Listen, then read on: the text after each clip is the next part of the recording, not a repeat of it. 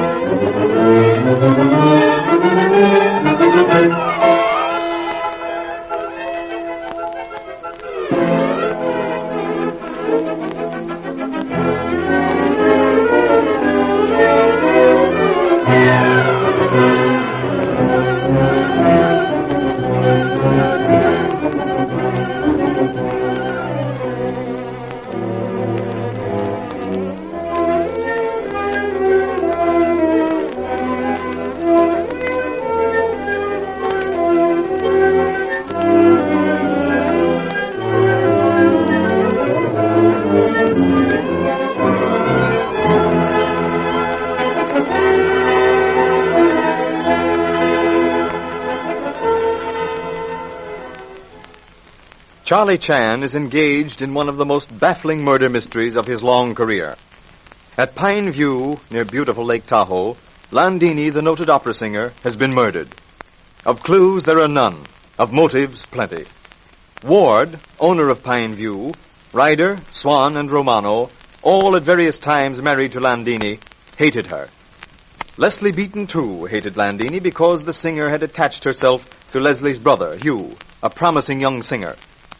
The greatest advance made in arriving at a solution is the discovery that the shot heard by all was not the shot which killed Landini. And while the doctor is examining the body, Chan and Sheriff Holt are in a bedroom discussing their discovery. I deeply regret to say, Sheriff, that our investigations to this moment are about equivalent to opening of empty sacks. But, Inspector, don't you think we might be jumping to conclusions? No, my young friend. We have been jumping to conclusions. Now we are finished. From now on, we become scientific. Much as I dislike terms. You're absolutely satisfied that the shot they and you heard is not the shot that killed Landini? Even the certainty that at the end of road we shall lie with the bones of our forefathers is not more certain. Observe, Miss Beaton is sitting in Mr. Ward's room. Shot is drowned by noise of Landini's plane over house. Murderer leaves study by balcony door, locks same behind him or her, and makes escape by room formerly used by Madame Landini. But, Inspector, he couldn't. Or she. Do not dismiss possibility of she. All right. He or she couldn't do that without being seen by Leslie, Miss Beaton, as she left Mr. Ward's room. Precisely. So that Leslie... You must either accept my theory that at time shot was heard, Landini was already dead, or else accept fact that Miss Beaton either is murderous or lies. And I can't believe that girl would do either. Permit me to say, my young friend, that in this case, I am fully prepared to eliminate my own number one rule. I do not believe that she did. Doggone it, Inspector. You can't know how good it makes me feel to hear you say that. But I do. I am fully understanding of rapid growth of affection on your part for a lovely lady. It would cause me much suffering and pain to be placed in distasteful position of having to arrest Miss Beaton or Ah Sing. When person like Ah Sing has served honorably and long, family like Mr. Ward, placing of handcuffs on same is heartbreaking duty. Yeah, I know how you feel, Inspector. Dad's told me more than once about some arrest he's made. However, our problem is more than that.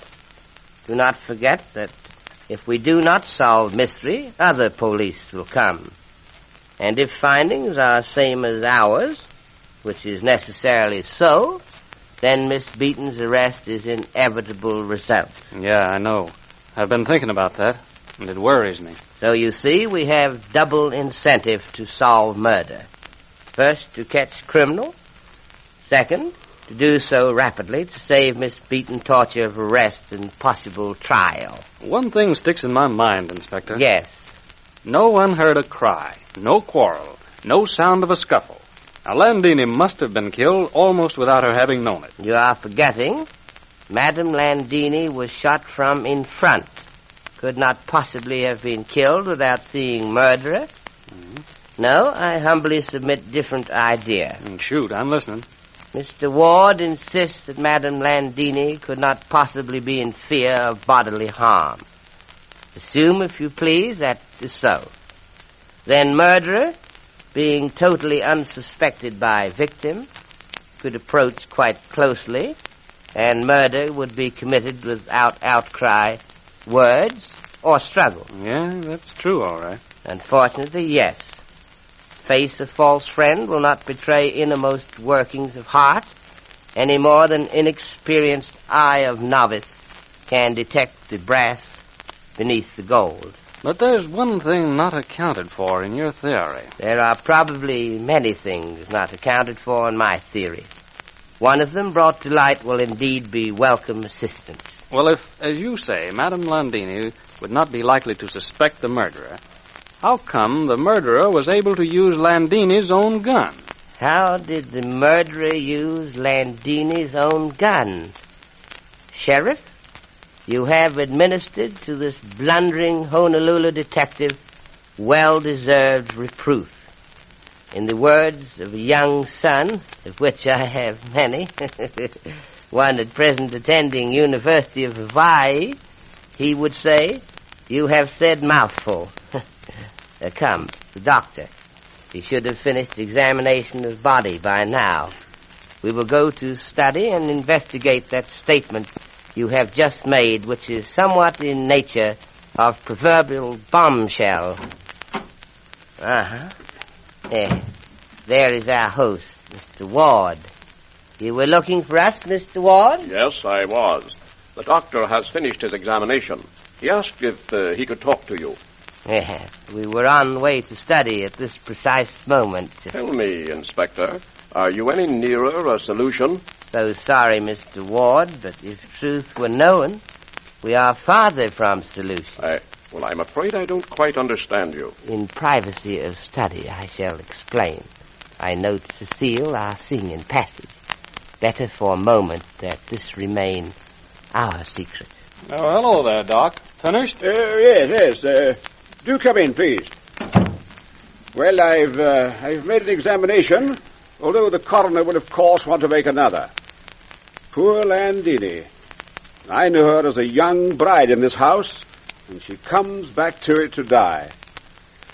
Oh, well. The bullet gentleman entered about 4 inches below the shoulder and pursued a downward course. Perhaps the person who fired stood over her. Perhaps she was on her knees. On her knees? But what on earth would Ellen be doing on her knees? Answer to that question, Mr. Ward, or any other array of puzzling questions, might be solution we so ardently seek. Tell me, Doctor, was death, in your opinion, instantaneous, or could lady have taken a step or two after being wounded? Well, I can tell you that better after we've probed for the bullet. All I can say is, there is a chance that she did move after the shot. I understand, Doctor.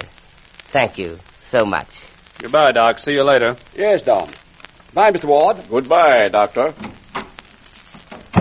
Mr. Ward, we, Sheriff and I, have made somewhat significant discovery. Yes? Shot which we heard is not shot which killed Madame Landini. What? Sorry, but that seems to be case. Must now revise our findings. But I fail to grasp the situation. If the shot we That heard... shot, Mr. Ward, was fired to mislead everyone as to the time the murder was committed. Precisely. Now we find ourselves in position of having to question everybody as to activities previous to sound of shot. Be so good as to ask Miss Beaton, also Cecile, to step into study. Certainly. Observe, if you please, Mr. Holt. any hesitancy of either Miss Beaton or Cecile in answering very simple questions that I shall ask. I'll watch, Inspector. We are dealing with very short interval of time. Time taken by me, in fact, to walk from this room to Mr. Ryder's room, and until arrival of plane. Possibly 4 minutes, not more. Come in, please. Miss Beaton and Cecile. Cecile, Madame Landini sent you for a blanket for little dog Trouble. You went to backstairs, past Mr. Ward. How long before you heard shots? Monsieur Inspector, let me think. Perhaps, maybe, but yes, 5 minutes, perhaps. It took you 5 minutes to go from here? Oh, surely not. No, monsieur, I stood on the back stairs listening to my husband make fool of himself in that plane. He, what you call make big show for Landini. Miss Beaton, did you see Cecile pass the door to the room in which you were seated before a mirror? Yes, Mr. Chan. She did not return? I did not see her. Miss Beaton, answer this question, please, very carefully. Did you see anyone else pass the door to that room immediately previous to hearing of shots? Must I answer that, Inspector? I'm sorry, Miss Beaton, but you must. Monsieur, Yes, Cecile? Nothing, Monsieur Inspector. Miss Beaton? Yes, Inspector. I did see someone leave the room. Before or after Cecile? Afterwards. Who? If I may press the question. Mr. Ward. Oh, you must be mistaken, Miss Beaton. I left before Cecile. Mr. Chan himself knows that. Please, Mr. Ward. Thank you, Inspector. I had not finished. I saw Mr. Ward, Mr. Romano, and Dr. Swan all leave the room after Cecile. Thank you so much. Well, that certainly is a revelation. But can pretty Leslie Beaton be mistaken in the time? We know that Mr. Ward left the room before Cecile did. We'll have to leave it to Inspector Chan as to whether Leslie Beaton's statement confuses or clears the issue in doubt. After you have heard from your sponsor, Inspector Chan will be with us again.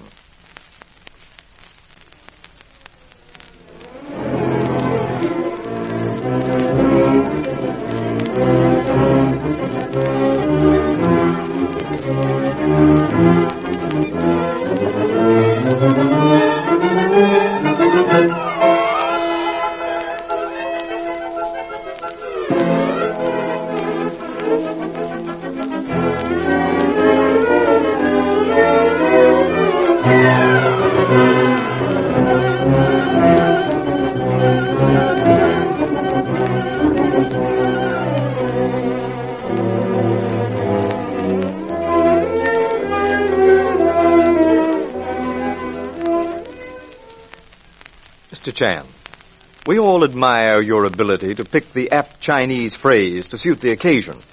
What do you have for us tonight? Mr. Wilson, I've been thinking about Miss Beaton's remark. And when I am ready to question same, I will be thinking of ancient Chinese advice. Yes? Advice has it that there are 3 things the wise man does not do. He does not plow the sky, he does not paint pictures on the water, and he does not argue with the woman.